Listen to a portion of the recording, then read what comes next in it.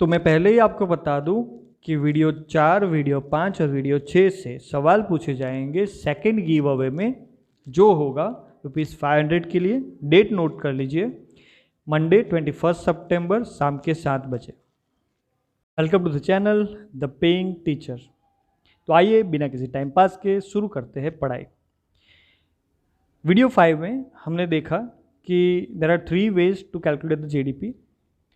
First one is expenditure. तो इसमें क्या होता है, what we consider in this, कि इसमें जो कंट्री के अंदर परचेज किया गया है और कंट्री ने जो कुछ भी बना के एक्सपोर्ट किया है, that is purchase with in the country. कुछ भी बाय किया गया है कंपनी के अंदर, कंट्री के अंदर, और जो कुछ भी कंपनी ने बना के बाहर की कंट्री में एक्सपोर्ट किया गया है, that is considered in the expenditure. Income में, इनकम के बेसिस पे कैसे काउंट करेंगे, उसके लिए हमें क्या इंक्लूड करना है, दैट ऑल द इंडिविजुअल्स और businesses with in the country, वो सब मतलब इनकी जितनी भी इनकम है उसके बेसिस पे हम अगर कैलकुलेट करेंगे जीडीपी, क्योंकि जीडीपी क्या होता है, total value of total goods and services that are produce within the country.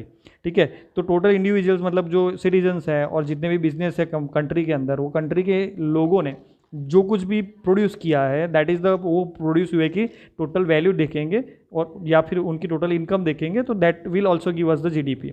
और बेस्ड ऑन प्रोडक्शन उसके हिसाब से भी जीडीपी काउंट कर सकते हैं। This is the market value of the everything that is produce within the country. ठीक है, जितना भी प्रोड्यूस हुआ है, तीनों मिल के बात एक ही करते हैं, that is what ever being produce in the country, उसकी final value.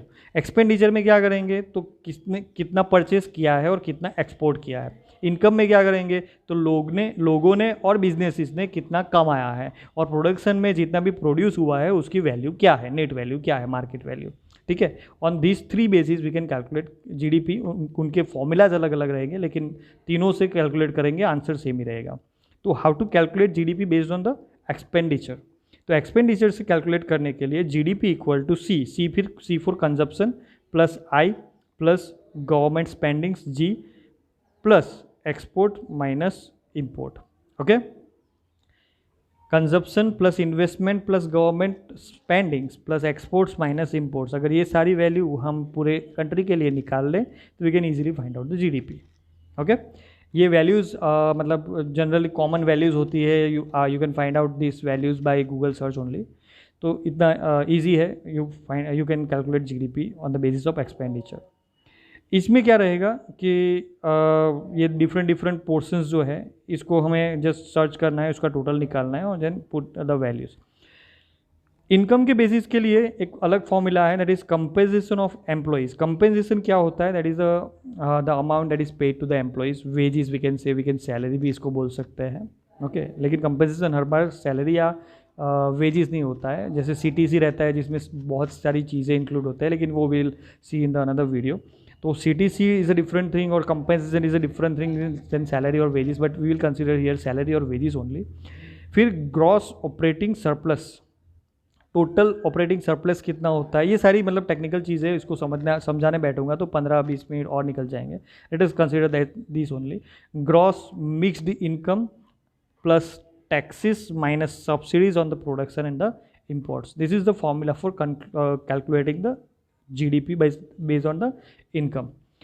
Then the last the production, उसके लिए कोई फॉर्मूला नहीं रहता है। प्रोडक्शन के लिए जैसे हमने देखा कि जितनी भी चीज़ें प्रोड्यूस हुई है उसकी एक्चुअल मार्केट वैल्यू क्या है, मार्केट वैल्यू क्या है, मतलब अगर मैंने प्रोड्यूस किया है 5000 पार्ले-जी बिस्किट्स, 5000 पार्ले-जी बिस्किट्स और एक की वैल्यू है 10, तो मेरी जीडीपी क्या बन गया, 50,000 इज माई जीडीपी। तो अभी आपको ये चीज़ क्वेश्चन होगी कि जो मैं बता रहा हूँ वो जीडीपी जो है that is in the value, मतलब जब जो अभी मैंने बताया कि जो वैल्यू है दैट इज़ 5000, जीडीपी की वैल्यू क्या हो गई 5000, जो मैंने अभी एग्जांपल दिया, जैसे कि 10 packets of Parle G 10 packets rupees each of Parle G, 500 packets that make 5000 is the total GDP of my country if my country is making Parle G only.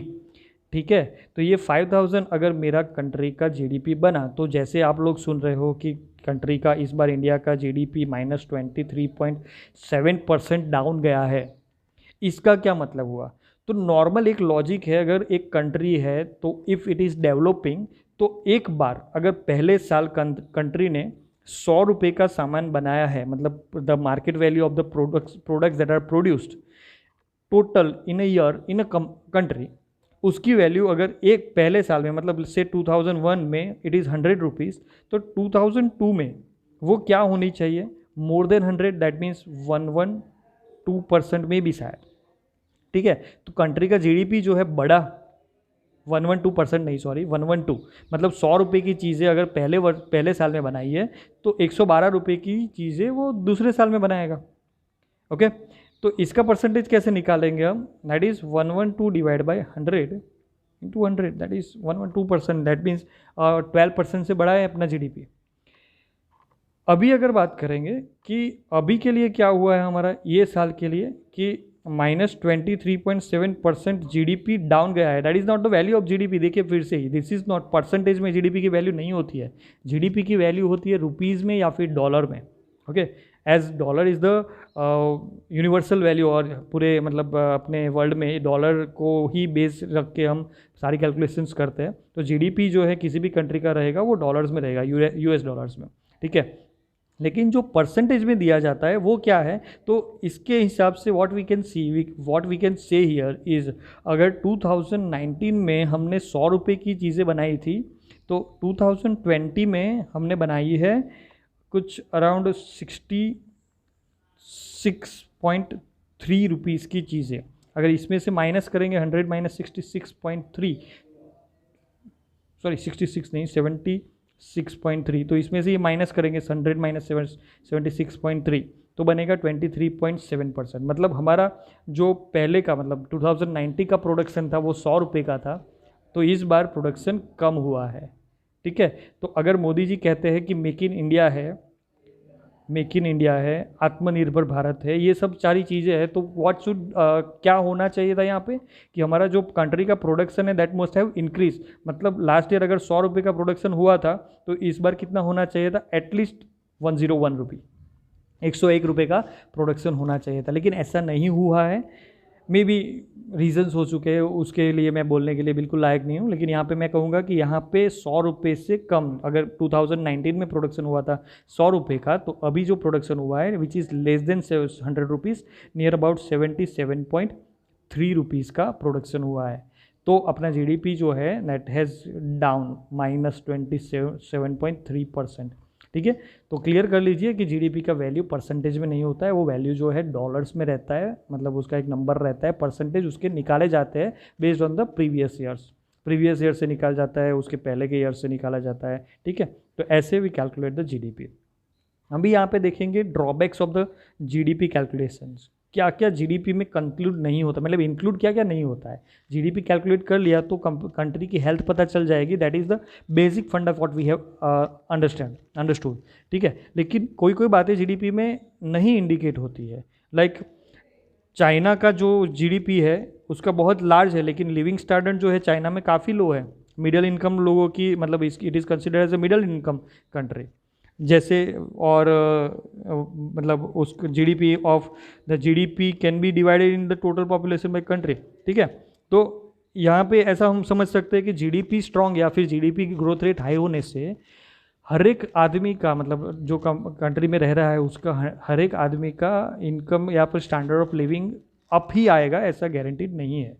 ठीक है, थोड़ा बहुत फ़र्क जरूर पड़ेगा ग्राउंड लेवल पे, जैसे मैंने आगे समझाया है, ग्राउंड लेवल पे थोड़ा बहुत फ़र्क पड़ेगा, लेकिन थोड़ा बहुत ही अप आएगा। अगर जीडीपी बहुत स्ट्रांग जाता है फिर भी जो गरीब लोग हैं या फिर बिलो पॉवर्टी लाइन है उनको बहुत ज़्यादा फ़र्क नहीं पड़ेगा, लेकिन डाउन होने से जो बहुत ज़्यादा फ़र्क जरूर पड़ेगा। The another thing that black market economies, जैसे आप जानते हो ब्लैक मार्केट बहुत चलते हैं, जैसे चीज़ें विदाउट बिल या फिर विदाउट इनवॉइस बेची जाती है, तो वो सारी चीज़ें वो तो सरकार तक या फिर टैक्स के फॉर्म में पहुंचती ही नहीं है, उसका मार्केट वैल्यू कैसे फाइंड करेंगे हम, उसका मार्केट वैल्यू या फिर उसका प्रोडक्शन जो कुछ भी हुआ है उसका कैसे फाइंड करेंगे हम। तो ये सारी चीज़ें जो है that are not included in the GDP. तो जीडीपी जो है ये सारी वैल्यूज़, मतलब ब्लैक मार्केट अगर कंट्री का ज़्यादा रहेगा तो we can not actually find out the GDP. अगर कंट्री मतलब बहुत ज़्यादा भी डेवलप कर जाएगी अगर ब्लैक मार्केट के हिसाब से, तो वी कैन से कि जीडीपी उसका वैल्यू नहीं बता पाएगा कि ये कंट्री रिसेशन में है या फिर प्रोग्रेस कर रही है या डेवलप कर रही है। ठीक है, और अनरिपोर्टेड लेबर मतलब लेबर्स जो है कितने सारे का लोगों काम कर रहे हैं, लाइक अपने यहाँ पे भी है, जैसे बिल्डिंग्स बनती रहती है तो ये सारे मतलब मजदूर लोग काम करते रहते हैं, तो मजदूर लोग जो काम करते हैं उनका कोई वैल्यू नहीं है हमारे यहाँ, मतलब वैल्यू नहीं मतलब लाइक उनकी सैलरी कितनी है, वो कैसे जीते हैं, उनके पास कितना पैसा है, ये सब we do not consider in our economy, या फिर हमारे जीडीपी के अंदर ये सारी वैल्यू नहीं कंसिडर करते हैं। तो पॉसिबल है इनके पास काफ़ी सारा पैसे हो लेकिन वो दिखाते ही नहीं हो, या फिर वो जो प्रोड्यूस करते हैं उसका value we are not considering in that. तो ये सारी चीज़ें भी अनरिपोर्टेड लेबर जो है मतलब मजदूरी करते हैं लेकिन उनको हमने नेशनल लेवल पे रिपोर्ट ही नहीं किया है, या फिर उनकी इनकम को हमने नेशनल लेवल पे रिपोर्ट नहीं किया है, तो that is also not considered in the GDP, तो वो भी एक वैल्यू कम करेगा अपनी जीडीपी की। और the final thing that is environmental cost of the economy output, मतलब एनवायरमेंट जितना डैमेज होता है उसके हिसाब से, जैसे कि हमने इस बार मतलब बहुत सारा तेल निकाल लिया तो नेक्स्ट ईयर शायद कम भी निकलेगा, मतलब तेल के कुओं में से, ठीक है, तो वो वैल्यू भी हम नहीं मेंशन करते हैं। तो दैट जीडीपी की मतलब दिस आर द ड्रॉबैक्स और वी कैन से लिमिटेशंस, लेकिन फिर भी जीडीपी जो है अपनी कंट्री का इकोनॉमिकल हेल्थ पार्शली दिखाने में काफ़ी कामयाब रहता है। अभी इतना सब कुछ होने के बाद भी यूएस इकोनॉमी जो है काफ़ी स्ट्रॉन्ग क्यों है, दैट इज़ द थिंग, मतलब हमारा जो है -23 में गया है लेकिन यूएस का बहुत कम माइनस में गया है। तो what we can say here कि यूएस का इकोनॉमी काफ़ी स्ट्रॉन्ग है। क्यों ऐसा है?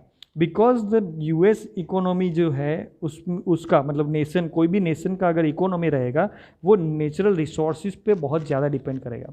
कैसे? क्योंकि नेचुरल रिसोर्सेज तो मेरे पास, अगर मेरे कंट्री के पास अगर नेचुरल रिसोर्सेज बहुत ज़्यादा है, जैसे कि तेल के कुएँ हो गए, मतलब तेल के ये हो गए, फिर मतलब मेरे पास कोयले की खान हो गई, बहुत सारी नेचुरल रिसोर्सेज में बहुत कुछ हो सकता है, जैसे मेरे कंट्री में से बहुत सारा डायमंड मिलता है, गोल्ड मिलता है, तो ये सारी चीज़ें जो है ये सारी चीज़ें ज़्यादा प्रोड्यूस होगी अगर नेचुरली मिल रही है तो, और ये सारी चीज़ें जो महंगी है और ज़्यादा प्रोड्यूस हो रही है तो मेरे कंट्री का जीडीपी ऑलवेज हाई ही होगा, क्योंकि मुझे फ्री में ऐसे रिसोर्सेज मिल रहे हैं जिसकी वजह से मेरा प्रोडक्शन हमेशा हाई जा रहा है।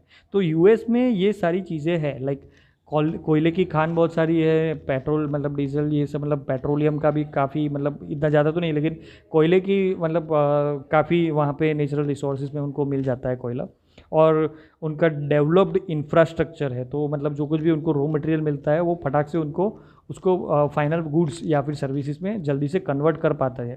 दैट्स वाई उनका जीडीपी जो है वो काफ़ी हाई रहता है, ठीक है। तो थैंक यू, जीडीपी यहाँ पे ख़त्म हुआ। तो आने वाले गिव अवे में पार्टिसिपेट करने के लिए सब्सक्राइब करिए और बेल आइकन दबाइए।